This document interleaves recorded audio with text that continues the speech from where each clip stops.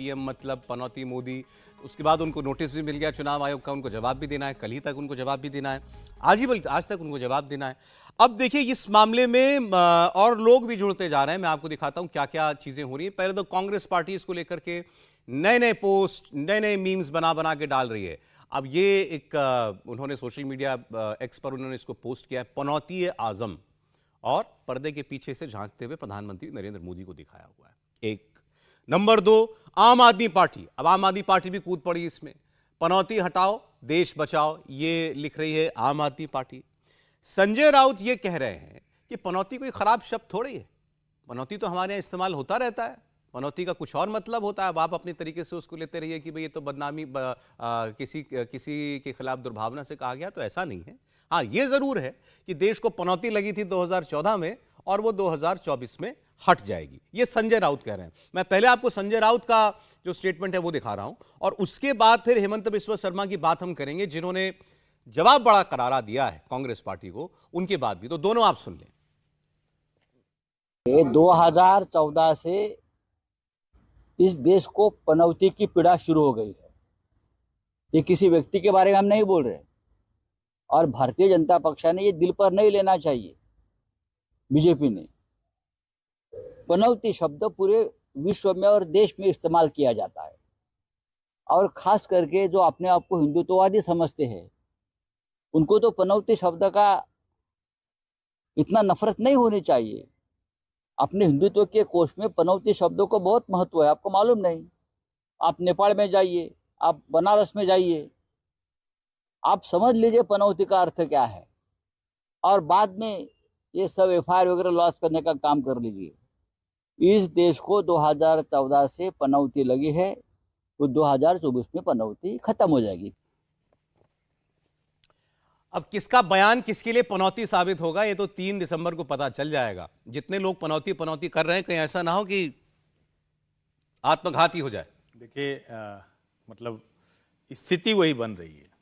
अब आप सोचिए, अगर ये चर्चा नहीं होती तो क्या इस देश को पता चलता कि भारतीय टीम जब हारने लगी तो इंदिरा जी चली गई थी? अभी निकल कर सामने आ गया। प्रियंका जी का बयान आता है कि भाई इंदिरा जी का आज जन्मदिवस है तो आज तो जीतेगी ही जीतेगी, वो सामने आ रही लगा। मुझे लगता है कि देखिए 2 चीजें होती है राजनीति में। अच्छा, एक चीज मैं कह दूं, ये चुनाव आयोग ने जो नोटिस भेजा है ना, बड़ा ही मतलब जिसको हम कहें कि बेवकूफी भरा काम है। ये कौन सी बात हुई कि आपको अगर ऐसे करेंगे तो कितने बयान कौन से नेता दे रहे हैं सब पे देंगे, या सिर्फ प्रधानमंत्री पर कोई टिप्पणी होगी उस पर देंगे? लेकिन यहां एक चीज समझने की है कि जब आप संदर्भ के साथ कोई टिप्पणी करते हैं तो जनता के दिमाग में आती है। जैसे उदाहरण के लिए, जब आप कहेंगे कि भाई मोबाइल धौलपुर में बने, जौनपुर में बने, चित्रकूट में बने, एमपी में बने, खड़गपुर में बने, कहीं भी बने, और उसके बाद कहेंगे कि यहां तो सारा चाइनीज मोबाइल है, उसी वक्त एक डेटा आ जाता है कि $1 बिलियन का mobile export India every month कर रहा है। इस वित्तीय वर्ष में अप्रैल से लेकर सितंबर तक $8 बिलियन का एक्सपोर्ट कर दिया। तो भैया यहां बना नहीं तो भेजा कैसे? तो भाई बात तो ये मूर्खता भरी है ना। अगर भारत में मोबाइल इतना बन रहा है और हम कहें कि नहीं नहीं सब चाइनीज बन रहा है, तो मुझे कोई क्या कहेगा? अगर मैं कहूंगा तो कहेंगे भाई मूर्खता भरी बात कर रहे हो, समझदारी भरी बात नहीं कर रहे। ये हुआ संदर्भ के साथ बात कर रहा। जब आप कहते हैं चौकीदार चोर है, अगर आप उसको जोड़ पाते तो वो भी संदर्भ होता, लेकिन संदर्भ नहीं था, पिट गए। मैं भी चौकीदार हो गया, प्रधानमंत्री फिर से बन गए। अब जब आप कहते हैं पनौती, तो पनौती जब आप कह रहे हैं तो हमला तो आपका पीएम पर है। लेकिन आप जरा सोचिए, पूरी भारतीय क्रिकेट टीम जिसने 10 मैच शानदार तरीके से जीते, क्या हमारे बॉलर, क्या हमारे बैट्समैन, क्या हमारा विकेट कीपर, कप्तान, फील्डिंग, सब कमाल की, सब में हम टॉप पर, और आप कह रहे थे पनौती था। तो यहां संदर्भ टूटता है तो जनता को बुरा लगता है। अब उसमें ममता जी कूद गई, अब उसमें संजय राउत बता रहे हैं कि भाई हिंदुत्व वाले लोग हैं, तो भाई ये प्रोग्रेसिव लिबरल लोग क्यों पनौती के चक्कर में पड़े हैं? ये तो प्रगतिशील लोग हैं ना, इनको तो अंधविश्वास वगैरह पे नहीं होना चाहिए। हम तो शुभ अशुभ मानते हैं, जो हिंदू मान्यता वाले लोग हैं उसके पीछे बहुत साफ रहता है कहीं कोई समाज में, देश में कुछ ऐसी चीजें होती हैं जो चलती हैं। लेकिन भारतीय क्रिकेट टीम की मेहनत को पनौती के साथ जोड़ना, मुझे लगता है कि ये देश को बुरा लगता है, और ये जहां ले जा रहे हैं 2019 का चौकीदार होने वाला है। नहीं, संजय राउत तो ये भी कह रहे हैं ना 24 पे हट जाएगी पनौती। नहीं, संजय राउत क्या भविष्यवक्ता है? संजय राउत को तो पहले ये बताना चाहिए था कब उद्धव जी की हटेगी। असली मसला तो उद्धव जी वाला है ना, उनका क्या है, वो शिवसेना के हैं। अच्छा, यहां एक चीज और है, आप अपनी वाली बताइए ना। जैसे मैं कहता हूं कि राहुल जी की निजी पीड़ा है, अगर नरेंद्र मोदी जैसा नेता नहीं होता तो इस देश की जो प्रवृत्ति रहती है, हम लोकतांत्रिक लोग हैं, तो हमें कुछ समय बाद गंदा भी कोई हो ना तो लगता है अरे यार सरकार में जो हो ज्यादा गंदा, चलो कुछ दिन के लिए बदल के देख लेते हैं। कई राज्य तो यही करते हैं। अब उनसे पूछना चाहिए, उन राज्यों को सचमुच ये समझ में नहीं आता कि क्या 5 साल में वो समझ लेते हैं कि नेता गड़बड़ हो गया, फिर उसी को दे देते हैं। तो मुझे तो लगता है कि मुद्दों के आधार पर देश कैसे जा रहा है उसके आधार पर करना चाहिए। अब इसके बीच में एक पीरियोडिक लेबर फोर्स सर्वे का डेटा आ जाता है, 3.2% अनएम्प्लॉयमेंट रेट है, अभी तक का रिकॉर्ड है ये 3.2%। जो 23%, 10%, 7% वहां तक खड़ा था वो 3.2 आ जाता है। महंगाई दर की हम बात करते हैं तो अक्टूबर में 4.87% है। तो पनौती देश के लिए तो नहीं है, इकोनॉमिक एक्टिविटीज के लिए नहीं। 15 लाख एमएसएमई बचा ली जाती हैं सरकार की इमरजेंसी क्रेडिट गारंटी स्कीम की वजह से। तो हम कहते हैं या तो मुद्दों पर बात कर लो या फिर भावनात्मक पे जाओ, तो मोदी जी तो तैयार खड़े ही। राहुल जी, कौन पनौती है और किसके लिए? देखिए, एक तो संजय राउत की बात सुनकर मुझे बहुत ताज्जुब होता है कि लगता है कि उन्होंने इसको हिंदुत्व से जोड़ा, लगता है कि जानकारी का अभाव है और पनौती जो है वो अंधविश्वास का प्रतीक है। भारत में जो भारतीय मतलब साहित्य है या फिर जो हमारे स्क्रिप्चर्स हैं वो शुभ अशुभ को कहते हैं, और जो कि नक्षत्रों और ग्रहों की दिशाओं के हिसाब से तय होता है। तो खैर, राजनेता तो अपनी तरह से बात करते हैं, लेकिन ये मैं कह सकता हूँ कि मैं हर्षवर्धन जी से बिल्कुल सहमत हूँ। पिछले कुछ समय में जिस तरह से हमने अपने पीएसयूज़ को बढ़ाया है, पीएसयूज़ जो कि घाटे में होते थे वो फ़ायदे में आए हैं, जिस तरह से जो है मेक इन इंडिया के पूरा जो कॉन्सेप्ट है जिसको विश्व भर में सराहा जा रहा है, तो ये सारी चीज़ें इस देश में प्रधानमंत्री के कारण ही हुई हैं, नरेंद्र मोदी जी के कारण ही हुई हैं। तो इस तरह की भाषा का उपयोग पहले तो उनके लिए ख़राब है, गलत है। दूसरा, आजकल राजनीति में कोई स्तर नहीं रह गया, लेकिन फिर भी मैं ये कहूँगा कि इन सब चीज़ों से, इस तरह की बात नहीं करने से पार्टियों को बचना चाहिए। अच्छा, मैं जरा आपको हेमंत बिस्वा शर्मा की बात सुनवा देता हूं। हेमंत बिस्वा शर्मा लगातार इस मुद्दे पर कांग्रेस पार्टी को घेर रहे हैं, निशाने पर ले रहे हैं, और वो बार बार ये कह रहे हैं असल पनौती तो ये हैं। अब उन्होंने ये कहा कि मैं तो ये मांग करता हूं कि कोई भी बड़ा आयोजन देश का वो किसी ऐसे दिन नहीं होना चाहिए जब गांधी परिवार के किसी सदस्य का जन्मदिन हुआ करे। देखिए, जो दिन मैच हो रहा था, मैं स्टेडियम में बैठा था। सुबह किसी ने मुझको तेलंगाना से एक वीडियो भेजा, प्रियंका गांधी जी तेलंगाना का सभा का एड्रेस कर रहे हैं और बोल रहे हैं कि देखो 83 में वर्ल्ड कप जीता था, तब हमारे प्लेयर्स को इंदिरा जी घर में बुला के चाय पिलवाया था, और आज भी इंदिरा गांधी का जन्मदिन है, मैच भारत जीतने वाला है। तो मेरा उसी समय करंट आ गया मेरा शरीर में कि आज गड़बड़ी हो गया। तो बाद में तो इंडिया तो हार ही गया। तो मैं बीसीसीआई को रिक्वेस्ट करना चाहूंगा और सारे स्पोर्ट्स बॉडी को रिक्वेस्ट करना चाहूंगा कि जो दिन गांधी परिवार का कोई भी सदस्य का जन्मदिन होता है, वो दिन कोई भी मैच का फाइनल मत रखे, गड़बड़ी हो जाएगा। गांधी परिवार पर हमला करने के लिए वैसे बीजेपी में सबसे सटीक आदमी यही है, मतलब पार्टी की तरफ से अगर आप देखिए, क्योंकि पुराने कांग्रेसी हैं और इनका इतिहास भी जो है वो बताता है ये। अब वो कह रहे हैं कि भाई मुझे तो लगा था गड़बड़ हो जाएगी उसी दिन। विभीषण ही जानता था कि नाभि पे हमला करना है। शायद इनकी वही बात है।